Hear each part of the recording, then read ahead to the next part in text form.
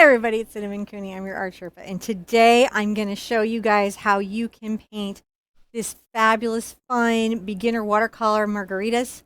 This is like, I'm so excited about it. I'm going to show you some really great techniques that every beginner can do. On the mic today is my husband, John. Hi, guys. He's going to be tracking me with all of our cameras, making sure you can see every part of the art lesson and the education so that you guys can have the best time possible doing this. I'm going to absolutely give you some tips to improve your success and results. And I think I'm going to have you totally doing watercolor right after this. Now, if you check the description, I have the exact materials that I'm using in today's lesson listed there. But of course, you could use a different red, yellow, and blue, or a different frisket, or a different paper. My note is make sure, though, on your paper that it is a 140-pound watercolor paper.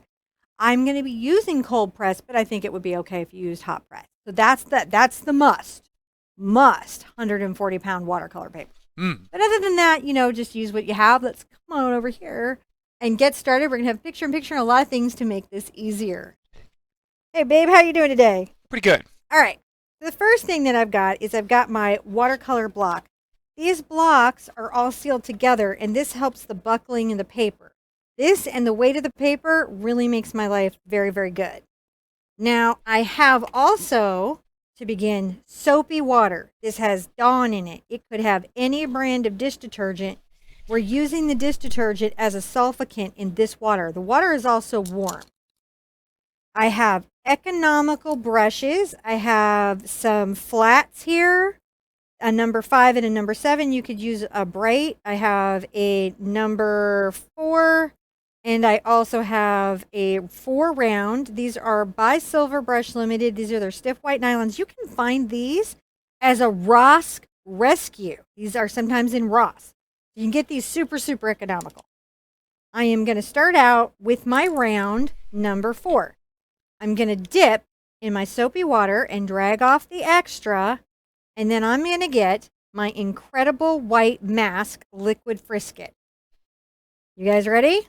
Oh, yes. Now, here's the deal with the frisket. Frisket ruins brushes. That's why I use cheap brushes. And the soapy water keeps it from sticking too much to your brush. I'm going to come here. If the paper is divided in half and half, I'm going to come right there. And I'm going to make a gumdrop shape. See me making a gumdrop? Little gumdrop shape. White on white. You're going to have to believe me. Is everything okay, babe? Okay. I'm going to get another dip in here, and I'm going to come down here a little bit to right here, and I'm going to make another about the same size as the first gumdrop shape. And then I'm going to come right here and make a slightly bigger and pointed this direction gumdrop shape. It's going to be pointing kind of like towards the left-hand corner.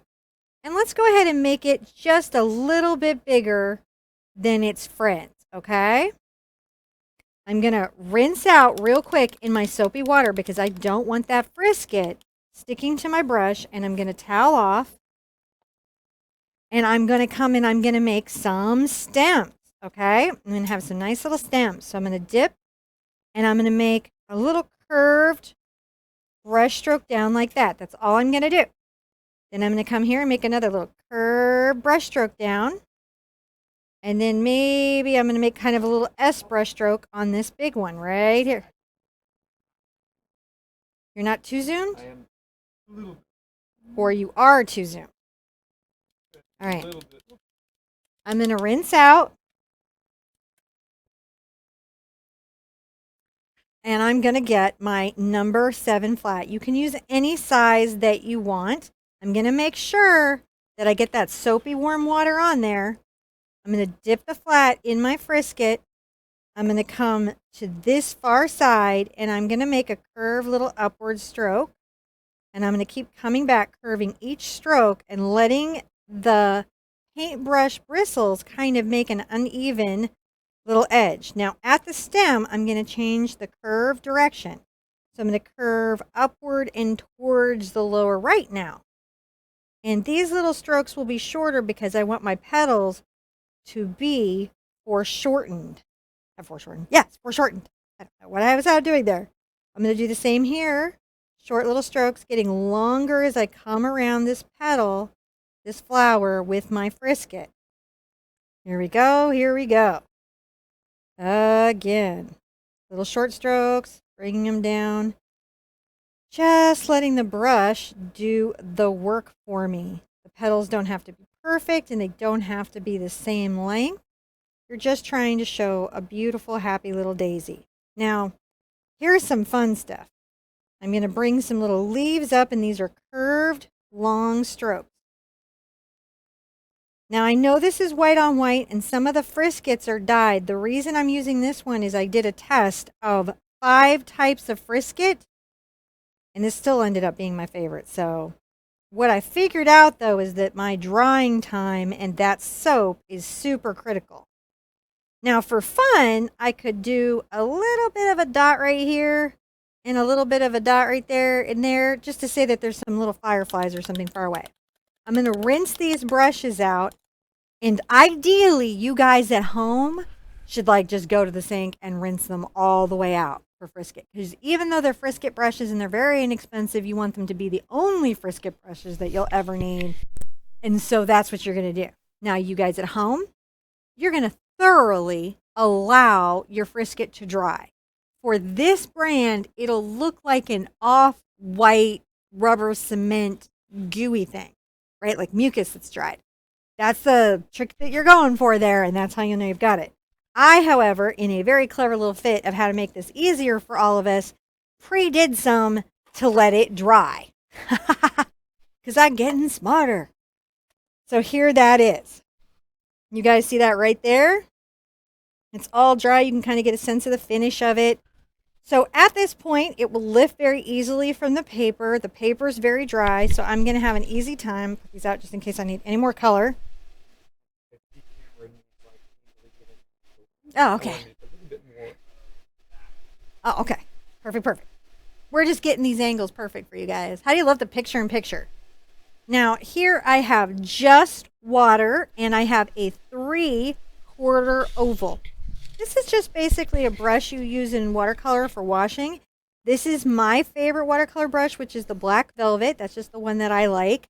You know, we don't use any rare endangered animals, and it's just a very nice brush, and I like it very much. So that's why I choose that one. There's lots of choices, but I want something that will let me put out a lot of water. See how I'm putting out this water? The water that I want my water to not be sopping wet, and I want it to have a sheen. The block's going to keep my paper from buckling, which is going to become real important in a minute. It'll buckle a little bit because I don't think that these companies are stretching the paper anymore. But mostly, it's just about keeping the paper held down. If you don't have it on a block, just tape it down with masking tape. Now first, I'm going to get a little of my yellow paint. So I'm just coming right here with the brush, and I'm wiggling in from the side because this watercolor is good until it's gone. I can always reactivate it. I can always reuse it. I can use it for hundreds of paintings until it's all gone. So there's no waste.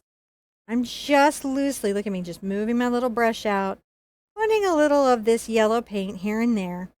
As I'm putting it out, what's going to happen is that the watercolor is going to soften into the wetness, right?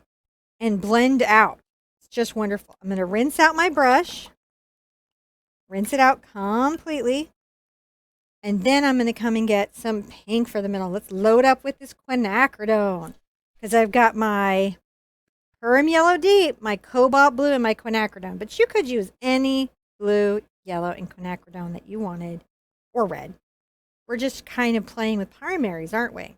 I think it's fun to do primary projects because it reminds us that we don't have to be so concerned, rinsing, all the time about, having all the colors. Sometimes when we're a beginner, don't you love when it bleeds like that? This is my favorite. Sometimes I like to send it out. See that?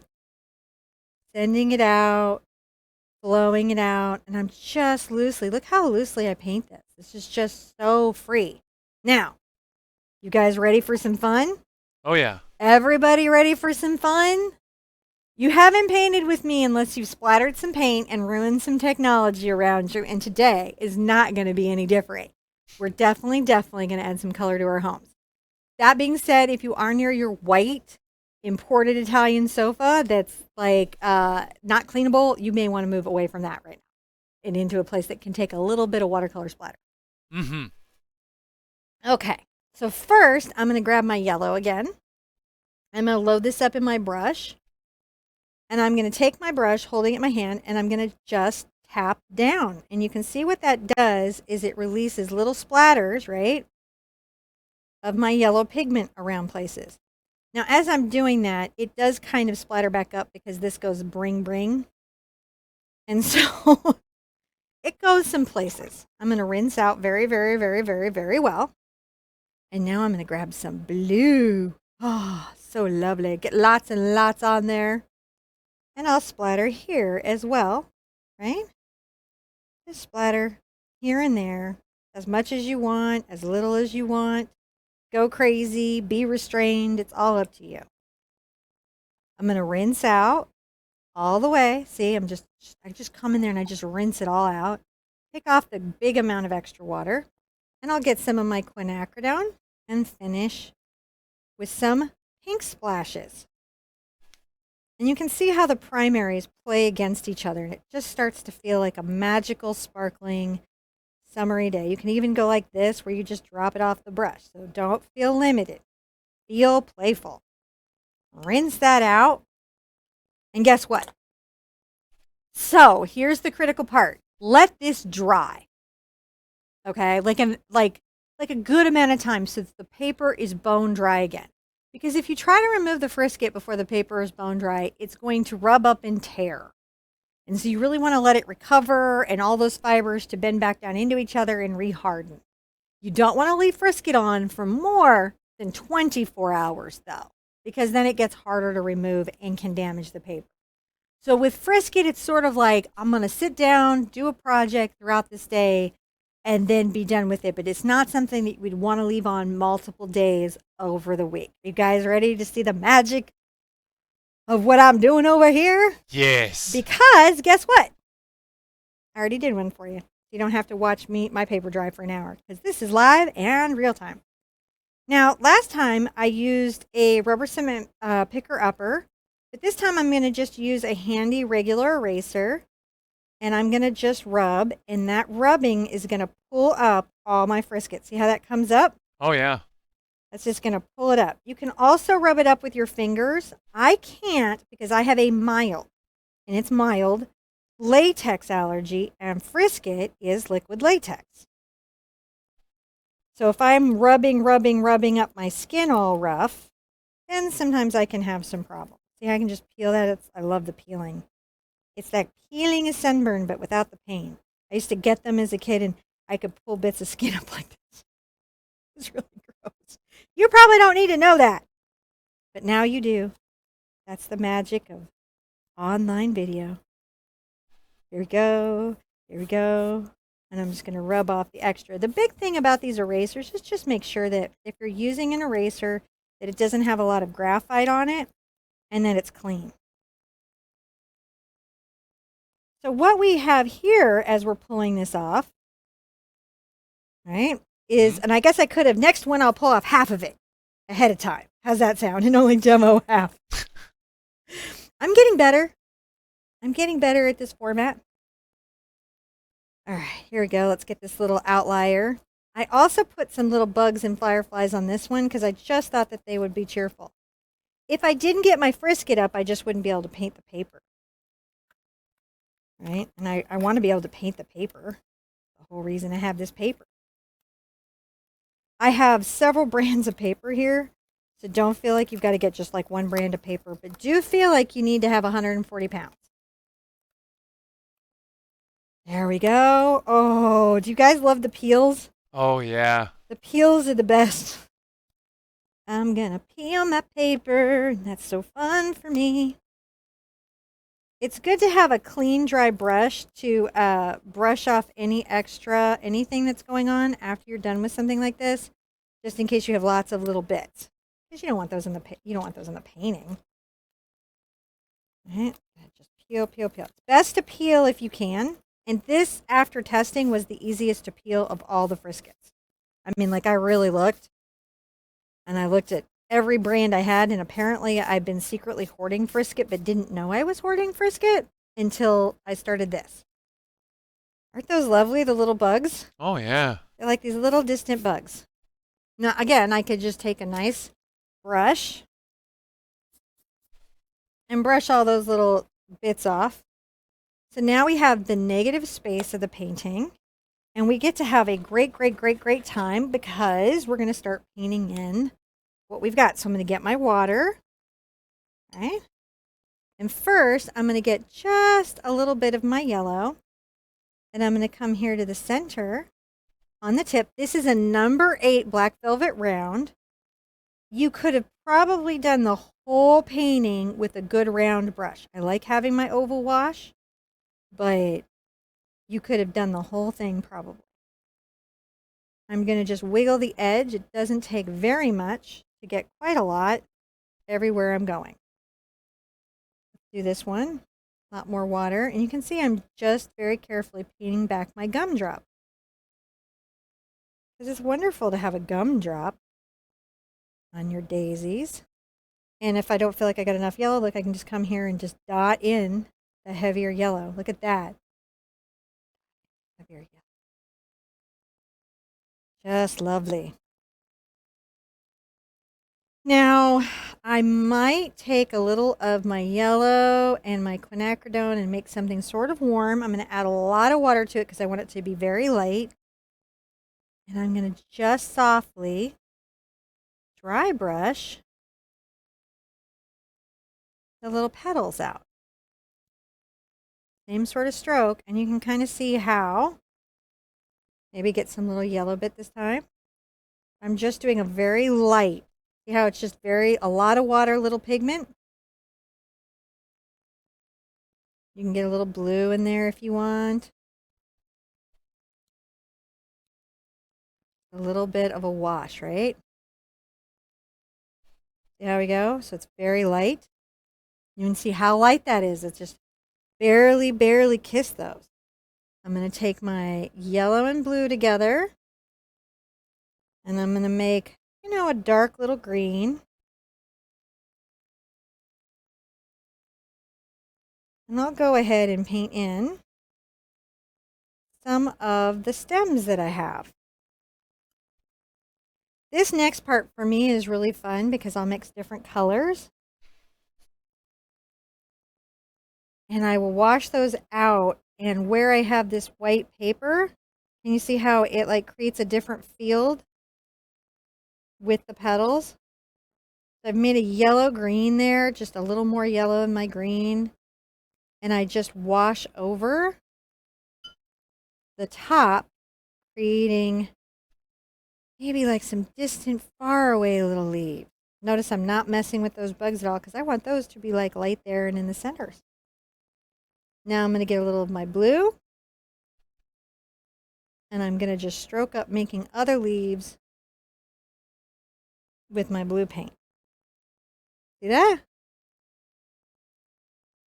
All this takes, it's so fun. You can come here, you can make some go up.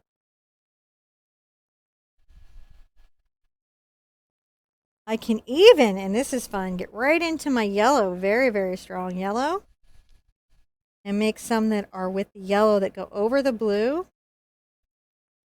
How fun is that? Over the blue, just heavy on the yellow. All these different little layers can start to happen. And then I'm going to rinse out my brush really, really, really, really, really well. And I think I'll get a bunch of my, my quin here. And I'm going to come under my gumdrop on the tip of my brush and just make a nice little area where I shade with a little bit of that quin.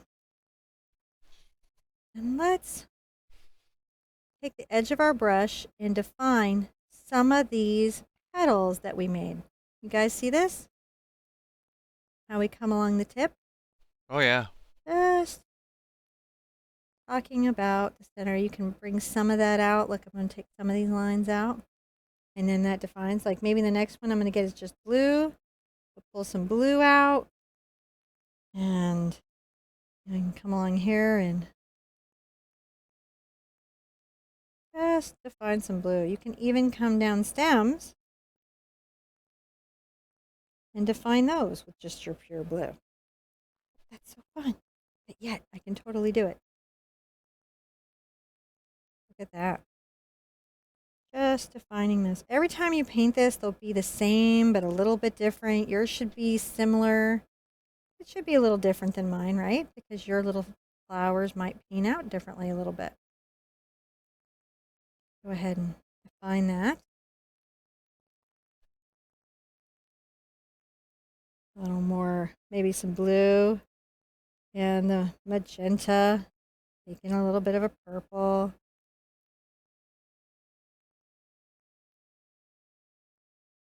Just curving loose little lines, keeping it open. We're not being super specific. And I even like to take even a few of these and just work them through here. Look, playful. Not too much. Not too much.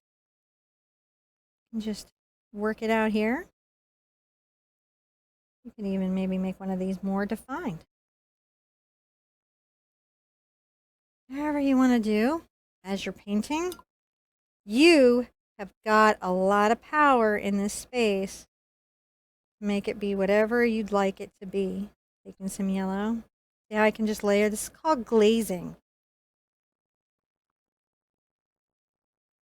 You know, and then if you want to take some of your, I'm going to get a little of my purple and my quinacridone out, you can even come in.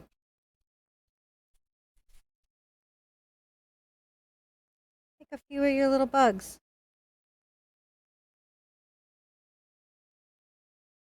Seem a little more thought out. Flying off into the distant sky. Then you can take a little of your brush just on the tip, come to the corner. I made a purple using my magenta and my cobalt. Shining on the tip. Rinsing out. Now I'm going to allow everything to dry completely before I cut it off the block, but I'm going to show you something interesting because I have one that I can demo how you get it off the block if you have one of these blocks. So there's this one here that I did earlier. When you want to get your paper off the block, take the palette knife or a regular knife and just slide it along the edge.